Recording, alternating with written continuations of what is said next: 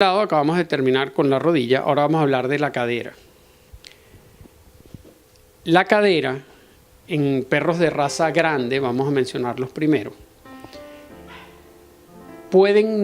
la mayoría nacen con la cadera normal. ¿Qué quiere decir eso? Que desde el punto de vista congénito, es decir, al momento de nacer, no existe el defecto. El defecto se desarrolla con la edad durante los 2 primeros años. Eso no significa que no sea hereditario. ¿Qué quiere decir eso? Que sí depende de la herencia o de lo que le transmitan los padres para desarrollar la enfermedad. Además, esta enfermedad tiene la complicación desde el punto de vista diagnóstico que muchas veces, aunque cargue los genes que provoquen la aparición de la enfermedad, si se modifican ciertas condiciones ambientales, pudiera no desarrollarla. Y aunque tenga la genética para la enfermedad, no se le va a hacer evidente. Por otro lado, un animal que no tenga la genética para tener displasia de cadera, no la va a desarrollar, no importa las condiciones en que esté. No importa las condiciones de alimentación, no importa las condiciones ambientales en el cual se esté desarrollando. No va a desarrollar displasia si no tiene la condición genética o hereditaria para hacerlo. Eso hace que el diagnóstico sea complicado. ¿Por qué? Porque podemos tener animales que tienen la condición hereditaria, pero no les aparezca la enfermedad, y no vamos a poderlo diferenciar de aquel animal que no tiene la enfermedad y que, no teniendo la condición hereditaria, jamás va a desarrollar la enfermedad. Esta enfermedad tiene otras complicaciones desde el punto de vista de diagnóstico. Una que está determinada, hoy en día se ha visto por alrededor de 200 genes, lo cual hace muy difícil decir: este animal sí lo voy a reproducir, este animal no lo voy a reproducir. Si fuera de un solo gen, fuera muy fácil haber acabado con la enfermedad, pero no es así. Y además tiene diferentes grados. Entonces tenemos animales que tienen que no son displásicos, tenemos animales dudosos, tenemos animales con un grado de displasia leve, tenemos animales con un grado de displasia moderado y tenemos animales con un grado de displasia severa. Esa clasificación que acabo de dar es según la Orthopedic Foundation for Animals, es decir, la Fundación Ortopédica para Animales, cuando la traducimos al español. Esa fundación tiene esa clasificación y la clasifican, como les dije, en 5 formas. A diferencia de la Federación Canófila Internacional, que tiene una clasificación distinta para la displasia de cadera, las clasifican en displásico y no displásico. El displásico tiene cadera tipo B, tipo C o tipo D. Y el no displásico es cadera tipo A. Además, le agregan si está bien conformada o no está bien conformada.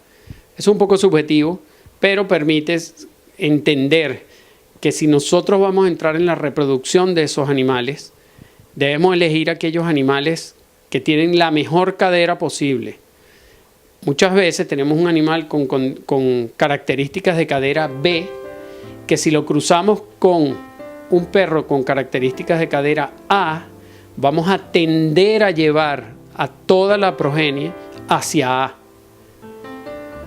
Esto lo menciono porque si fuéramos estrictos, 100% estrictos, acabaríamos con las razas.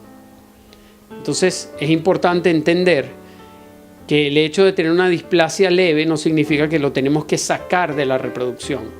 Podemos llevarlo hacia a la progenie, hacia una cadera tipo A, utilizando animales tipo A para reproducir con los tipo B. Dentro de las razas con mayor predisposición está de número 1 el San Bernardo. y de ahí para abajo las otras razas. Y existen razas que todos son displásicos y no va a haber manera de lograrlo reproducir sin que tenga displasia. Lo más importante es saber que dentro de las razas con bastante predisposición a displasia y que además son comunes dentro de la reproducción y dentro de los propietarios que tienen esa raza, están el labrador y el golden retriever. Yo diría que están sobre representados y pareciera que es que todos o muchos tienen la enfermedad y que pudieran ser los que más presentan la enfermedad, pero también es la raza que está más diseminada a nivel de Panamá.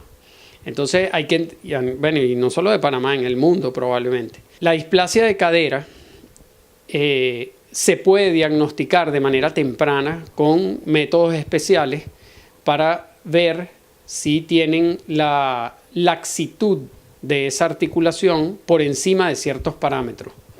Si eso fuera así, a un máximo de 4 meses y medio se pueden hacer procedimientos preventivos quirúrgicos para evitar que desarrolle las consecuencias de esa enfermedad que se llama osteoartritis.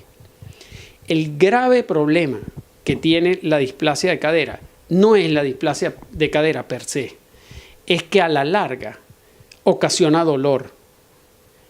Y ese dolor lo ocasiona porque la articulación se va degenerando, porque tiene un movimiento inadecuado.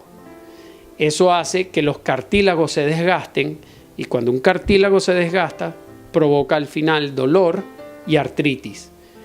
Y un perro con artritis es un perro con dolor. Lo ideal sería que no tuvieran displasia, pero eso no va a ocurrir, por lo menos no pronto.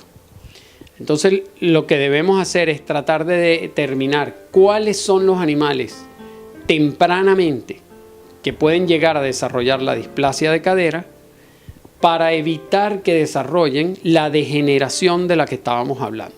Una vez que están adultos y efectivamente desarrollaron la displasia de cadera con su respectiva osteoartritis y por lo tanto tiene dolor, las opciones básicamente son dos.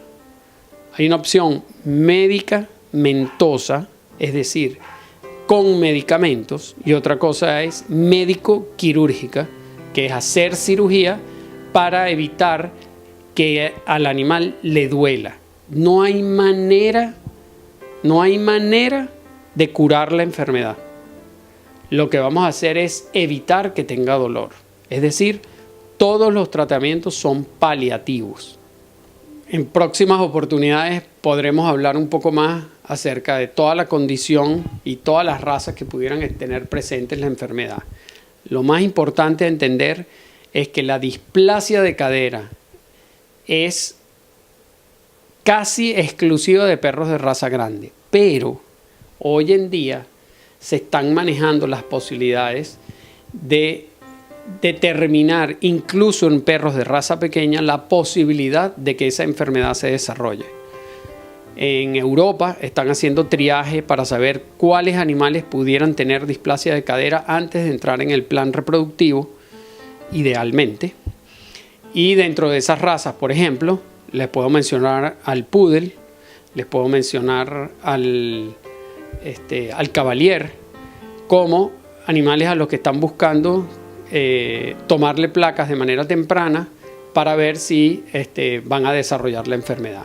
Por último, quisiera mencionar la enfermedad de caderas que puede llegar a presentarse durante el desarrollo y durante el crecimiento en perros de raza pequeña, que se llama necrosis avascular de la cabeza femoral. Puede parecer una displasia de cadera, pero es un evento vascular donde, por alguna causa que no conocemos, la cabeza del fémur de ese animal de alrededor de 9 meses pierde la capacidad de que le llegue sangre de manera adecuada. Y si no le llega sangre, se muere. Y si se muere, a pesar de que está estéril todo ahí, se degenera y produce dolor. La solución es quirúrgica exclusivamente.